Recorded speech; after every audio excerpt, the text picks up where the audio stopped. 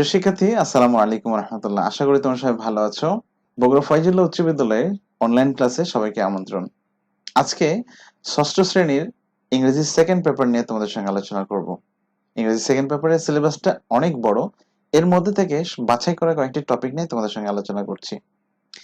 আজকে বিষয়বস্তু হচ্ছে ট্রান্সফরমেশন অফ সেন্টেন্স। আমি চেষ্টা করব খুব সহজেই তোমাদেরকে ট্রান্সফরমেশনটাকে বুঝিয়ে দেওয়ার।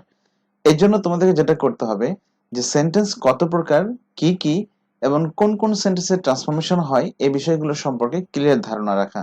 আমি চেষ্টা করছি তোমাদের জন্য, আর তোমরা অবশ্যই ভিডিওটি মনোযোগ সহকারে শেষ পর্যন্ত দেখতে থাকবে এবং শিখতে থাকবে কিভাবে ট্রান্সফরমেশনটা পরিবর্তন করতে হয়। So before starting, I want to introduce myself.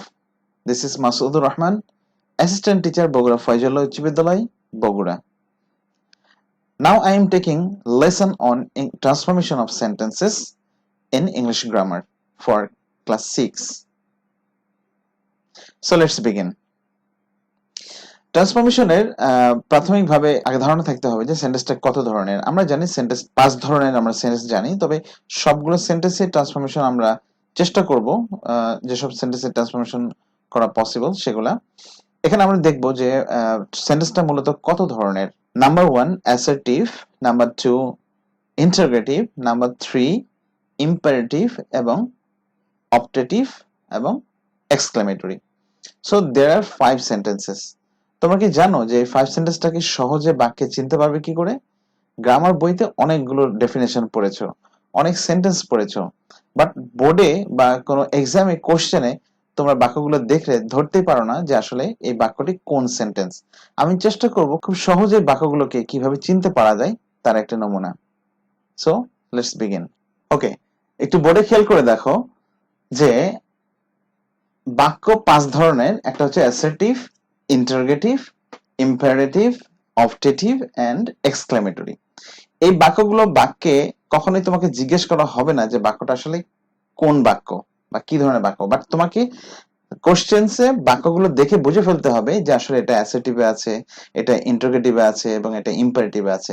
এর জন্য আমি তোমাদেরকে কোনো সূত্র দিব না, জাস্ট কয়েকটা চিহ্ন এবং কয়েকটা শব্দ খেয়াল করলেই তুমি বুঝতে পারবে যে আসলে বাক্যটা কোন সেন্টেন্সে আছে বা কি ফরম্যাটে আছে। আমরা প্রথমেই ইন্টারোগেটিভ দিয়ে শুরু করতে চাই, কারণ আমরা অ্যাসার্টিভটা পরে দিয়ে শুরু করব। ইন্টারোগেটিভে আমরা খেয়াল করব যে নরমালি বাক্যের শেষের দিকে একটা প্রশ্নবোধক চিহ্ন থাকে। এই সেন্টেন্সের শেষে যে চিহ্নটা রয়েছে এটা ইন্টারোগেটিভ সাইন বলা হয়। আর এই ইন্টারোগেটিভ সাইনটাকে তুমি খেয়াল করলে বাক্যটা প্রশ্নবোধকে আছে নাকি অ্যাসার্টিভে আছে নাকি ইম্পারেটিভে আছে বিষয়টাকে ক্লিয়ার হয়ে যাবে। আশা করি তোমরা বিষয়টাকে ধরতে পেরেছো যে বাক্যের শেষে প্রশ্নবোধক চিহ্ন থাকলে তবে এটা ইন্টারোগেটিভ সেন্টেন্স হয়ে যায়। এরপরে খেয়াল করে দেখো ইম্পারেটিভ সেন্টেন্স। নরমালি আমরা জানি ইম্পারেটিভ সেন্টেন্সটা আদেশ সূচক, নিষেধ সূচক, উপদেশ, অনুরোধ ইত্যাদি অনেক কিছুই বোঝায়। কিন্তু বাক্যে আমরা খেয়াল করে দেখবো যে এই ইম্পারেটিভ বাক্যের শুরুতে কিন্তু ভার্ব দিয়ে শুরু হয়, হ্যাঁ, অথবা ডোন্ট থাকে অথবা লেট থাকে। এই জাতীয় কয়েকটা শব্দ যদি বাক্যে পাওয়া যায় তাহলে আমরা বুঝে ফেলবো যে আসলে বাক্যটা ইম্পারেটিভে রয়েছে। যেমন যদি ভার্ব দিয়ে শুরু হয় তাহলে কেমন হবে বাক্যটা? যেমন ধরো যে ডোন্ট ডু দিস, হ্যাঁ, go there, don't do this, don't run over there. এই টাইপের অনেকগুলো শব্দ থাকবে। যেমন let me sit here, let me come in অথবা প্লিজ কাম ইন। এই টাইপের যে শব্দগুলো রয়েছে, যে শব্দগুলো থাকলে বাক্যের নরমালি বাক্যগুলো কি ইম্পারেটিভে হয়। আমরা চেষ্টা করব এই জিনিসগুলোকে মনে রাখার। এরপরে খেয়াল করে দেখো অপটেটিভ। অপটেটিভ নরমালি কাউকে আশীর্বাদ করা বা কারো প্রার্থনা করা, কারোর জন্য মঙ্গল কামনা করা, এই টাইপের সেন্স ক্রিয়েট করে। বাট ইংরেজি বাক্যে তোমার কি কি শব্দ থাকলে তুমি এটা আসলে বুঝতে পারবে যেটা অপটেটিভ। নরমালি আমরা মে অথবা লং পাবো, মে অথবা লং পাবো। এই জাতীয় শব্দগুলো বাক্যে থাকলে নরমালি এটাকে অপটেটিভ ধরা হয়। যেমন may you be happy in life অথবা long live our king, long live our president. So এই টাইপের যে শব্দগুলো রয়েছে নরমালি এগুলোকে বলা হচ্ছে অপটেটিভ সাইন। সো আমরা চিনতে পারবো যে বাক্যে যদি মে থাকে অথবা লং থাকে তাহলে এই বাক্যগুলো কি হয়? অপটেটিভ সেন্টেন্স হয়। অনুরূপভাবে যদি আমরা এক্সক্লেমেটরির কথা বলি, এক্সক্লেমেটরি শব্দটা আসলে বাক্যের এমন একটা ভাব প্রকাশ করে বা মানুষের এমন একটা ভাব প্রকাশ করে যে বাক্যের মাধ্যমে, সেটা হচ্ছে কি যে আবেগসূচক যে শব্দগুলো আছে, যেমন ধরো কোনো ব্যথা পেয়েছে তার জন্য এক ধরনের শব্দ আসে, দুঃখ পেলে এক ধরনের শব্দ আসে, খুশি হলে এক ধরনের শব্দ আসে। এই শব্দগুলো আসলে স্পেসিফিক কয়েকটা ওয়ার্ডের মাধ্যমে প্রকাশ করা হয়। যেমন কেউ যদি ব্যথা পেয়ে যায়, হ্যাঁ, তাকে বলা হচ্ছে আউচ বা ও স্যাড, এরকম টাইপের। অথবা দেখা যায় যে সে দুঃখ পেয়েছে, সেক্ষেত্রে সে ইউজ করা হয় যে alas I am undone, alas use করা হয়। এই ধরনের আরো অনেক শব্দ আছে যে শব্দগুলো আসলে এক্সক্লেমেটরি সাইন বহন করে। এরপরে খেয়াল করতে হবে যে এক্সক্লেমেটরি সাইন আরেকটা বিষয় হচ্ছে যে এখানে এক্সক্লেমেটরি সাইন ব্যবহার করা হয়। একটা বিষয় কি, যদি এক্সক্লেমেটরি সাইন ব্যবহৃত হয় তাহলে বুঝে ফেলতে হবে সহজেই যে আসলে এটা একটা কি এক্সক্লেমেটরি বাক্য। তো মোটামুটি আমরা বুঝে ফেললাম যে এক্সক্লেমেটরি বাক্যে এক্সক্লেমেটরি সাইন থাকে, অপটেটিভ বাক্যে মে লং থাকে, এবং ইম্পারেটিভ বাক্যে ভার্ব দিয়ে শুরু হয়, অথবা ডোন্ট থাকে, অথবা লেট থাকে, ইত্যাদি থাকলে নরমালি আমরা ইম্পারেটিভ বুঝে ফেলবো। পাশাপাশি খেয়াল করতে হবে যে ইন্টারোগেটিভ বাক্যটা কিরকম ছিল। যেমনটাই থাক না কেন, বাক্যের শেষে যদি প্রশ্নবোধক চিহ্ন থাকে অথবা ইন্টারোগেশন সাইন থাকে, সেই ক্ষেত্রে আমরা বুঝে ফেলবো যে বাক্যটা আসলে ইন্টারোগেটিভ। এরপর আসছে অ্যাসার্টিভ। অ্যাসার্টিভ বাক্যটা একদম সহজ। বিষয়টা কিরকম, নিচের একটি চিহ্ন অ্যাসার্টিভে থাকবে না। থাকবে না প্রশ্নবোধক, থাকবে না লেট, থাকবে না মেলং অথবা এক্সক্লেমেটরি চিহ্ন। এই চিহ্নগুলোর একটা চিহ্ন অ্যাসার্টিভে থাকবে না। তাহলে তুমি সহজেই চিনতে পারবে যে আসলে অ্যাসার্টিভটা কাকে বলে। সো যে বাক্যগুলো আমরা বুঝে ফেললাম, এখন আমাদেরকে ট্রান্সফরমেশনে কোন কোন বাক্য কিভাবে পরিবর্তন করতে হয় এটা নিয়ে ডিসকাস করতে গেলে আরো অনেক লম্বা ভিডিও হয়ে যাবে। তাই আমি আজকে চেষ্টা করব যে অ্যাসার্টিভ এবং ইন্টারোগেটিভ এই দুটো বাক্যকে খুব সহজে অল্প কিছু পরিসরের মধ্যে দিয়ে ক্লিয়ার করে দেওয়া।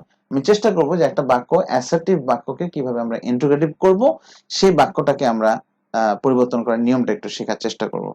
সো ঠিক আছে, লেটস বিগিন। প্রিয় শিক্ষার্থী, একটু খেয়াল করে দেখো যে অ্যাসার্টিভ বাক্য সাধারণত দুই ধরনের হয়ে থাকে। একটি হচ্ছে অ্যাফার্মেটিভ অ্যাসার্টিভ এবং দ্বিতীয়টি হচ্ছে নেগেটিভ অ্যাসার্টিভ, যেটাকে বলা হচ্ছে অ্যাসার্টিভ নেগেটিভ, আর এটা হচ্ছে অ্যাসার্টিভ অ্যাফার্মেটিভ। তার মানে হচ্ছে একটা হা বোধক সাধারণ বাক্য এবং আরেকটা হচ্ছে না বোধক সাধারণ বাক্য। আমাদের করতে বলা হয়েছে ট্রান্সফরমেশন, এবং ট্রান্সফরমেশনের নিয়ম অনুযায়ী অ্যাসার্টিভ বাক্যকে যখন আমরা ইন্টারোগেটিভ করব, তখন আরেকটা বিষয় খেয়াল করতে হবে যে আসলে ইন্টারোগেটিভটা কয় ধরনের। আমরা নরমালি জানি যে ইন্টারোগেটিভ সেন্টেন্সটা দুই ধরনের হয়ে থাকে, একটা হচ্ছে অ্যাফার্মেটিভ ইন্টারোগেটিভ এবং আরেকটা হচ্ছে নেগেটিভ ইন্টারোগেটিভ। সো এই ক্ষেত্রে একটা বিষয় অবশ্যই খেয়াল রাখতে হবে, যখন কোনো অ্যাসার্টিভ বাক্যকে যখন আমরা ইন্টারোগেটিভে রূপান্তর করতে যাব, ট্রান্সফরমেশনের বেসিক নিয়ম অনুযায়ী যদি বাক্যটা হাবোধক হয়ে থাকে, তার মানে হচ্ছে যদি বাক্যটা অ্যাসার্টিভ অ্যাফার্মেটিভ হয়ে থাকে, সেখান থেকে যদি আমরা ইন্টারোগেটিভে রূপান্তর করি, তাহলে অবশ্যই বাক্যটাকে নেগেটিভ ইন্টারোগেটিভ করতে হবে। আশা করি বিষয়টা কি বুঝতে পেরেছো। আবার বলি যে কোনো অ্যাসার্টিভ অ্যাফার্মেটিভ বাক্য মানে যে বাক্যে নট নেই, সেই বাক্যটাকে যখন আমরা ইন্টারোগেটিভে রূপান্তর করতে যাব, তখন অবশ্যই আমাদেরকে নট দিতে হবে। অনুরূপভাবে যদি কোনো অ্যাসার্টিভ নেগেটিভ বাক্য হয়ে থাকে, দ্যাট মিন্স নেগেটিভ অ্যাসার্টিভ বাক্য যদি হয়ে থাকে, তার মানে নট আছে বাক্যে, সেই বাক্যটাকে যখন আমরা ইন্টারোগেটিভে রূপান্তর করতে যাব, তখন অবশ্যই আমাদেরকে বাক্যটার মধ্যে থেকে নটটাকে বাদ দিতে হবে। তার মানে বোঝা গেল যে একটা বাক্যকে যখন আমরা ইন্টারোগেটিভে রূপান্তর করছি, তখন বাক্যটার ভিতর যদি নট থাকে তাহলে বাদ দিতে হবে, আর যদি না থাকে তাহলে নটটা দিতে হবে। দ্যাট মিন্স অ্যাফার্মেটিভ থাকলে বাক্যটাকে নেগেটিভ ইন্টারোগেটিভ করতে হবে, অথবা নেগেটিভ থাকলে বাক্যটাকে অ্যাফার্মেটিভ ইন্টারোগেটিভ করতে হবে। সহজ বাংলা। চলো আমরা এক্সাম্পল দিয়ে বিষয়টাকে সহজ করে বোঝানোর চেষ্টা করি। ওকে, এক্সাম্পলের দিকে একটু খেয়াল করে দেখো যে আসলে বাক্যে লেখা আছে হি প্লেস ক্রিকেট এভরিডে। আমরা বাক্যটাকে ইন্টারোগেটিভ করব, ব্র্যাকেটে হয়তো ইন্টারোগেটিভ লেখা আছে, বলা হচ্ছে যে এটাকে মেক ইট ইন্টারোগেটিভ। সো একটু খেয়াল করতে হবে যে বাক্যটা কোন টেন্সে আছে। This is the very important thing, যে তুমি একটা বাক্যকে যখন প্রশ্নবোধক বানাবে, এই প্রশ্নবোধক বানানোর জন্য তোমাকে অবশ্যই এই বাক্যটা কোন টেন্সে আছে সেই বিষয়টা ক্লিয়ারলি জানতে হবে। তুমি খেয়াল করে দেখো এখানে প্লেস লেখা আছে। আমরা নর্মালি জানি যে ভার্বের সাথে এস বা ইএস থাকে ইনডিফিনিট টেন্সে। তোমরা যারা এখন পর্যন্ত টেন্সটা ভালো করে জানো নাই, এই ভিডিও ডেসক্রিপশনে থাকা ভিডিও প্লেলিস্ট থেকে তুমি টেন্সের ডিটেইল ইনফরমেশন গুলো পেতে পারো আমার ভিডিও লেসন থেকে। আমার ইউটিউব চ্যানেল থেকে তুমি জেনে নিতে পারো যে গ্রামারে অন্যান্য আইটেম গুলো। So let's come to back. এখানে দেখো যে আমরা প্লেস শব্দটা দেখেই বুঝতে পারবো যে আসলে কোন টেন্সে আছে। এবং একটা ইনডেফিনিট বাক্যকে যখন আমরা প্রশ্নবোধকে রূপান্তর করতে যাব, তাহলে অবশ্যই বাক্যের শুরুতে একটা অক্সিলারি ভার্ব দিতে হবে। দেখো, আমরা প্রেজেন্ট ইনডিফিনিট টেন্সের নিজস্ব অক্সিলারি ভার্বটা হচ্ছে ডু অথবা ডাজ। যেহেতু এখানে এস রয়েছে, দ্যাট মিন্স সাবজেক্টটা থার্ড পারসন সিঙ্গুলার হওয়ার কারণে আমরা প্লেস ব্যবহার করেছি। ঠিক একই রকম ভাবে যখন আমরা বাক্যটাকে প্রশ্নবোধকে নিয়ে যাচ্ছি, এই থার্ড পারসন সিঙ্গুলারের জন্যই আমাকে ডাজ ব্যবহার করতে হবে। আর নিয়মটা হচ্ছে, যদি বাক্যের কোনো নট না থাকে তাহলে আমাকে নটটা ব্যবহার করতে হবে। প্রশ্নবোধক করার সময় বাক্যটাকে নট করে ফেলতে হবে। অ্যাফার্মেটিভ বাক্যটাকে যখন আমরা ইন্টারোগেটিভে রূপান্তর করতেছি, তখন বাক্যটাকে নেগেটিভে রূপান্তর করে দিতে হবে। এখানে আমাদের নট নেই, সো আমরা নট ইউজ করব। ঠিক আছে, doesn't he play, এখানে অবশ্যই খেয়াল করতে হবে যে প্লেটার সঙ্গে যে এস ছিল এটা থাকবে না, বাক্যের ভিতরে এটা বেস ফর্মে বসবে। Play cricket everyday. বাক্যের শেষে অবশ্যই তোমাকে প্রশ্নবোধক চিহ্ন ব্যবহার করতে হবে, নচেত বাক্যটা সম্পূর্ণ হবে না। এখন খেয়াল করে দেখো, হি প্লেস ক্রিকেট এভরিডে, এই বাক্যটাকে যখন আমরা ট্রান্সফরমেশনের নিয়ম অনুযায়ী পরিবর্তন করছি ইন্টারোগেটিভে, তখন লিখতে হবে কি, doesn't he play cricket everyday. আশা করি বিষয়টা বুঝতে পেরেছো। আমরা এই ধরনের আরো একটা এক্সাম্পল দিই, তাহলে বিষয়টা আরো বেশি ক্লিয়ার হয়ে যাবে। ওকে, সেকেন্ড সেন্টেন্সের দিকে খেয়াল করে দেখো যে এখানে লেখা আছে she is a student. She is a student, বাক্যটাকে ইন্টারোগেটিভ করতে হবে। তাহলে তুমি কিভাবে ইন্টারোগেটিভ করবে?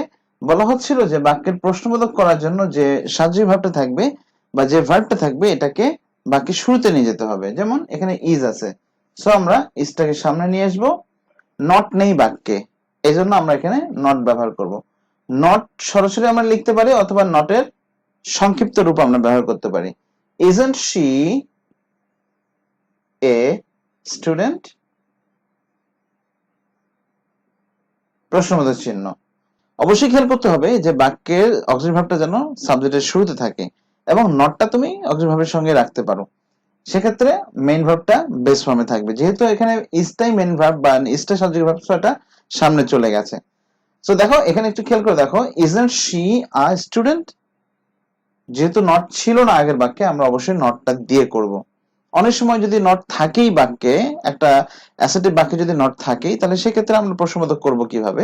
চলো আমরা নেক্সট সেন্টেন্সে দেখি। ওকে, থার্ড কোশ্চেন্সে দেখো যে এখানে লেখা আছে she is not good in English. So এই ক্ষেত্রে এই বাক্যটাকে যখন আমরা প্রশ্নবোধক করব, অবশ্যই আগেরটা ফলো করতে হবে, যে এখানে যে অক্সিলারি ভার্বটা রয়েছে এটাকে আমরা সামনে দিয়ে দিব।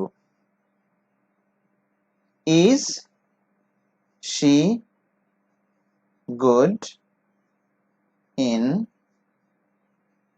ইংলিশ, প্রশ্নবোধক চিহ্ন। এখানে আমরা নটটাকে বাদ দিয়ে দিয়েছি। দেখো, এখানে নটটা দেয়া হয়নি। কারণটা হচ্ছে, যদি বাক্যটা হা বোধকে থাকে তাহলে আমরা নটটা দিয়ে করব। যেহেতু নটটা দেয়া আছে, তার মানে এটা না বোধকে আছে, আমরা ইন্টারোগেটিভ করার সময় হা বোধক ইন্টারোগেটিভ করব। আশা করি তোমরা বিষয়টাকে বুঝতে পেরেছো। এই বিষয় নিয়ে যদি তোমাদের কোনো সুনির্দিষ্ট কোনো কোশ্চেন্স থাকে, তাহলে অবশ্যই ভিডিওর কমেন্টে আমাকে জানিয়ে দিবে। আমি চেষ্টা করব তোমাদেরকে এই সংক্রান্ত বাদবাকি আরো ভিডিও যেটা তৈরি করে পরবর্তী লেসন তোমাদের সঙ্গে শেয়ার করার। আমি চেষ্টা করব তোমাদের কমেন্টের উপর ভিত্তিতে নতুন করে ভিডিও তৈরি করার। সে পর্যন্ত সবাই ভালো থাকো, সুস্থ থাকো। আর গ্রুপে সবাইকে ইনভাইট করো, যারা এখনো গ্রুপে জয়েন করে নাই তাদের সবাইকে ইনভাইট করো, তারা যেন গ্রুপে জয়েন করে বিষয়টাকে জানতে পারে। আর অবশ্যই আমার ক্লাস দেখবে, ক্লাসকে মিস করবে না, আমার সঙ্গেই থাকবে। যারা আমার ভিডিও চ্যানেল সম্পর্কে আরো বেশি কিছু জানতে চাও, এই ভিডিও ডেসক্রিপশনে আমার সম্পূর্ণ ভিডিও প্লেলিস্ট আকারে দেয়া আছে, তোমরা চাইলে গ্রুপ থেকে ভিডিওগুলো দেখে আসতে পারো। সো এই পর্যায়ে আমি তোমাদেরকে 3টা বাক্য দিচ্ছি, তোমরা এই 3টা বাক্যকে সলিউশন করে তোমরা কমেন্টে লিখে দাও এটা সঠিক অ্যান্সারটা কি হবে। অবশ্যই তোমরা প্রত্যেককেই যারা ষষ্ঠ শ্রেণীর স্টুডেন্ট আছো, তারা অবশ্যই কমেন্টে এই 3টা বাক্যের সলিউশন তোমরা আমাকে করে দেবে। আশা করি তোমাদের ভিডিওটি ভালো লেগেছে। আর ভিডিও লাগে থাকলে অবশ্যই ভিডিওটাকে একটা লাইক দেবে, কমেন্ট করে জানাবে তোমাদের আর কি ধরনের ভিডিও চাই। আর অবশ্যই তোমরা তোমাদের ফ্রেন্ডদেরকে ইনভাইট করবে গ্রুপে জয়েন করার জন্য। সবাইকে ধন্যবাদ। আজকে এ পর্যন্তই। আসসালামু আলাইকুম ওয়া রাহমাতুল্লাহি ওয়া বারাকাতুহু।